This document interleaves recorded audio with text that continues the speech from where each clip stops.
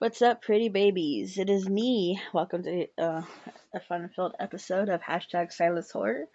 I am Silas herself, and today we're going to be talking about The Conjuring. So this is based on the last rites, to be exact. So everybody knows it's in the theaters now. People are getting blessed to see this movie because of the heavy demonic presence within the movie itself. I was gonna say this because I know a lot of people are gonna have their opinions. This is mine.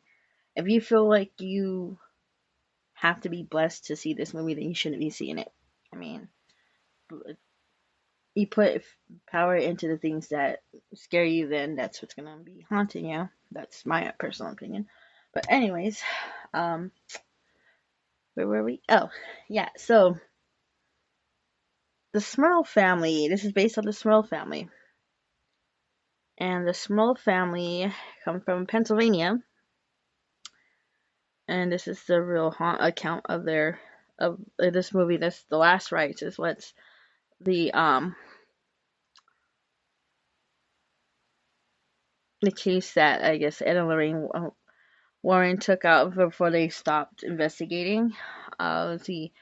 So I got this article from Biography, and it says the Conjuring movie franchise has scared moviegoers for more than a decade, with the case files of the paranormal investigators Ed and Lorraine Warren serving a real-life inspiration for its grand finale in this series is drawing from one of the Warrens' most infamous assignments. So, the Smurl family, whose alleged haunting occurred in West Pittston, Pennsylvania during the 80s. Although there was plenty of skepticism over what actually plagued over the Smurl home, and Lorraine Warren corroborated the family's claims of malevolent presence at the end of the investigation. Here's everything you need to know about the last rites. So, um, to open the path of skepticism, you have to believe something happened or it didn't happen, or you think it happened but you don't know, or you can't tell if they're lying or bullshitting, whatever, what have you. So it's like, I mean, who can I take into? Okay, so take I don't know if you guys watch um BuzzFeed's Unsolved Murder called The Watcher now with Ryan Bergara and Shay Madej. Shay Madej is a skeptic, and you can just the way he questions things and why people are like, okay, but Ryan's a true believer. So you kind of had to have that thought with you too. Just can't jump on a full on belief, because if you are a true believer and it's based on a total bias, and you kind of, okay, what you automatically assume everything's announced, but it's not really, you know what I mean? It's kind of weird. Um, so here we go. The Smurl family moved into a house after a hurricane before any of their alleged encounters with the supernatural. The Smurl family first had a to contend with the natural disaster in 1972. The remains of a Hurricane Agnes ravaged northeast Pennsylvania, eventually downgraded to a tropical storm. The system dumped between 10 to 18 inches of rain in a span of 3 days, leading the Susquehanna River to crest at 41 feet. Multiple communities experienced severe flooding, leaving an estimated 2.8 billion in damage before adjustments for inflation. So a thing about water, it works as a conduit to attract spirits and different energies. So them being in a perfect storm of different it also works with ley lines too. So if it was like around a perfect vortex would be like a whatever, like a doorway. In August 1973, displaced from their residence in Wilkes Barre, Jack and Janet Smurl relocated their family to a double-block home on 330 Chase Street in West Pittston. The Smurls and their four daughters, Dawn, Heather, Karen, and Shannon, lived on one side, while Jack's parents, John and Mary, occupied the other half. Little did they know that the new house came with its own set of hazards. So this is the family's first claim. According to a film critic and Lackawanna College professor Brian Finelli, the Smurls quickly experienced minor unexplained incidents, such as doors opening and closing, the toilets flushing on their own. Their new home, as years passed, the inexplicable episodes escalated to something darker. By 1986, I'm sorry guys, my brain is elsewhere. The family went public with the claims the paranormal entities had terrorized their house. Per the Times leader, Jack said he was sexually assaulted by a demon on multiple occasions. So they're dealing with a succubus. Succubus are like demons that fuck guys, and incubus as per women. But yeah, Jack said he was sexually assaulted by a demon and on occasion that the spirit had thrown one of his children down a flight of stairs. And their dog against the wall. The family claimed their blood-curdling screams and animal grunts were also smelled. Horrible stenches inside the residence. So when they're doing like a demon infestation, there's certain signs, like rotten smell of rotten meat, and just the dogs or animals, cats, your animals are acting crazy because they sense something there, but you can't see them, but they can. Um, so yeah, it's kind of crazy. So I don't know why I laughed. The Smurls enlisted the help of a Connecticut priest to perform an exorcism, but the friar, whose name was never shared publicly, concluded that his 3 attempts were unsuccessful. So, unsuccessful exorcisms. It, to me, sometimes I think exorcisms are a little bit too not overrated, or just a certain. Okay, so we all know about the Exorcist, the movie with Linda Blair and all that. You know how she gets possessed and all this shit. But um, to me, it's like if it fails, it's the lack of faith of the person conducting the exorcism. That's just my opinion. Like how strong is your will to fight for another person's soul while you're fighting your own demons, and let alone you're trying to save this person from that demon. I know it's just something you question. You know. Okay, so if you hear the snoring, that's the child. Welcome to our ASMR. She's tired. It's a long day. Did I tell you they're in high school now? Oh my god. Exciting. Okay. Not surprisingly, some experts who had heard the Smurl's account were skeptical. Paul Kurtz, a chairman for a committee of the scientific investigations of the claims of the paranormal, called their claims a hoax, a charade, and a ghost story, and even suggested that the family go under psychiatric and psychological evaluations. So, they're like, maybe it's gathered paranoia. Because there are like stuff like that. There's stuff like that. There's like gathered paranoia, people freaking out over like something that may not be just that. Um, let's see. However, the Smurls had 2 notable believers in the corner, Ed and Lorraine Warren, who began investigating in the house in January 1986. Speaking to reporters, Ed said he felt a temperature drop at least 30 degrees during his first night inside the house and saw a formation of a black mass. He also claimed to witness a mattress jumping up on its own and objects flying off the bureau. Okay. Ed was convinced that there was some kind of ghost, devil, demon, or whatever you call it inside the Smurl home, according to the Times Tribune.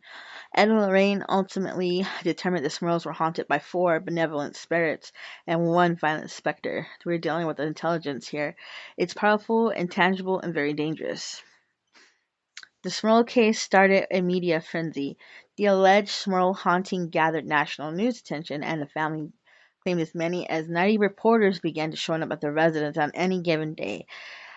The case even attracted a celebrity with ties to the paranormal. Okay.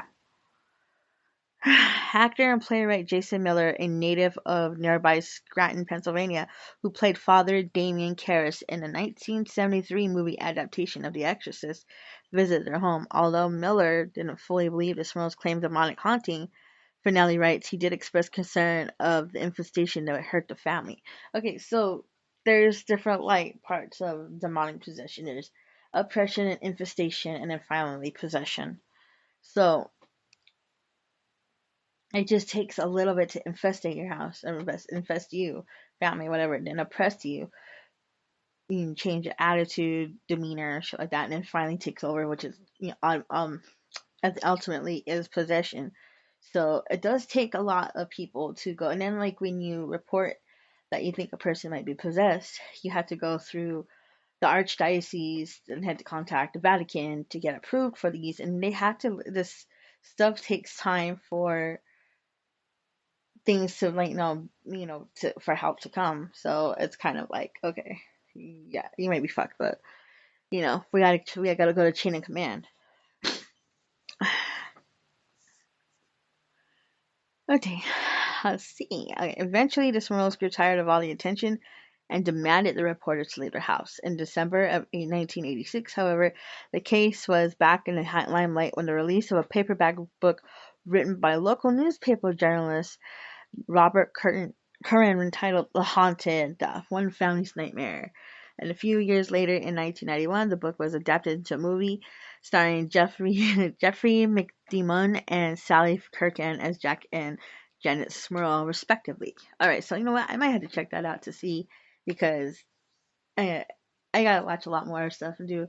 I've been doing research on different stuff like regarding haunted shit, murder shit, one I want to do one on is the unknown number, the catfish thing. That one pissed me the fuck off.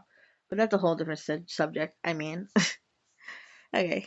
It was easy to believe what happened to, and what's Pinson the Haunted is going to make it very personal for audiences. Kirkland said of her participation. This is not a boo story. I'm not interested in ghost stories. I'm interested in the true stories of what happened to a woman that could be me. The Smurls move out of the house in 1988.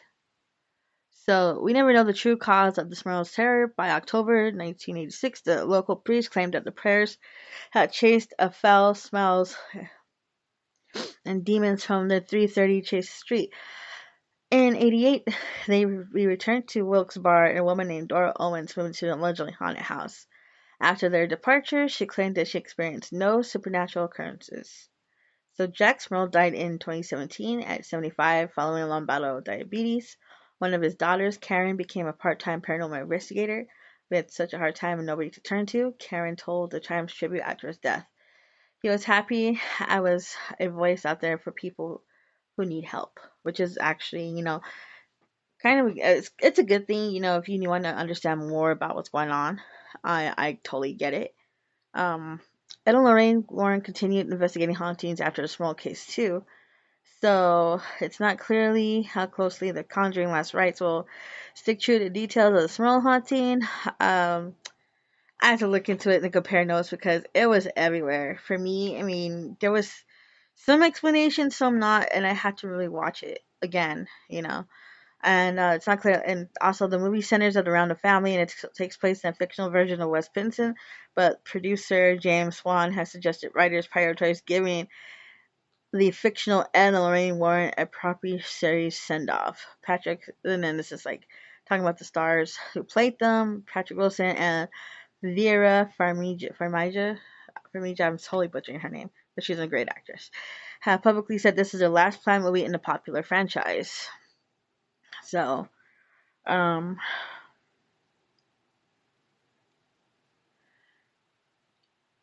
so to me, it's like okay, um, there's a lot to unpack with the whole Smurl family thing. I know I get it. Like as a people, and I'm not saying that nothing happened to them. There had to be a lot of relevant thing for something for it to happen where it actually manifested. But who knows if the family was haunted themselves? Maybe they had something in their home. I don't know. Um, but like I said, I mean, it's just how people feel about the origin stories and stuff like that. Like there's some people that are haunted and it follows them. Like let's see, what's the one other movie I can compare? Oh, the fact story I could compare it to. Um, shit, I can't remember.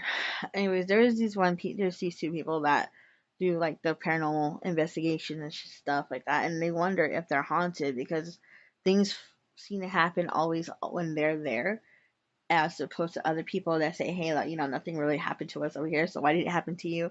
And there's, to me, I think some people are haunted and they carry things with them that they don't intend to bring, but when they're at a certain place, yeah, the paranormal activity jumps off and everyone goes crazy about it, And I feel that, if given now, everyone would be like all over, like I think every paranormal investigator would be going over there, like freaking out about that, I think they would be investigating it like as such, but in this day and age. But back then there was hardly, kind of, I want to say hardly anybody into that because it was a taboo type of thing to do. Like, you're inviting stuff into with you and all this stuff like that. I mean, and it's it's nowadays we have like ghost adventures, we have ghost hunters, we have all these dead files, we have all kinds of stuff. It was paranormal investigators, and each investigation, because they all visit the same spots, like Project Fear. Some of them stay the whole night in those places, and I give them fucking props because I'm a scaredy cat. Like when it comes to shit like that, I'm sensitive to this stuff, and I admit that I am sensitive to this stuff. Like, I live in Vegas, and I can't drive by the haunted museum because I see shadow figures there. So this is somebody, and they're like, maybe a tweaker or whatever, and they start cracking up. I go, no, but I've seen shadow people there, and this is outside on the in their little gated yard. It's fucking crazy. Um, it's just, I don't know. Uh, People with sensitivity to paranormal activity, people, I am sensitive to that type of stuff. We try to tend to not be too nosy about that shit, because we don't want to invite anything and be stuck with something that we can't get rid of. And I believe, like, everyone has the right to be curious, which is cool. Curiosity killed the cat. But yeah, I mean, go watch it. If you want to get scared out of you, yeah, go watch it. Shit was kind of creepy, but yeah, that was, just this background of the Smurls. The movie was good though. Like I said, they had good jump scares. I had to pay attention more because I have a goldfish brain. I'll like be staring at the screen and be like, what the fuck is happening? And then like jump scare happens and they pop up and I got freaked out. So yeah. So with that being said, guys, I'll check you out later. So if you have anything, suggestions, drop me a line. You can email me at silishorror13@gmail.com. If you want to hit me up on Insta, it's Silas Horror. Snapchat at Silas Horror. You can add me on TikTok at Silas Horror. Um, yeah, yeah, you can hear all this on any podcast available. And have a good one. And be safe, be kind, rewind, and don't do anything I wouldn't do. And yeah, so um, take care and play safe.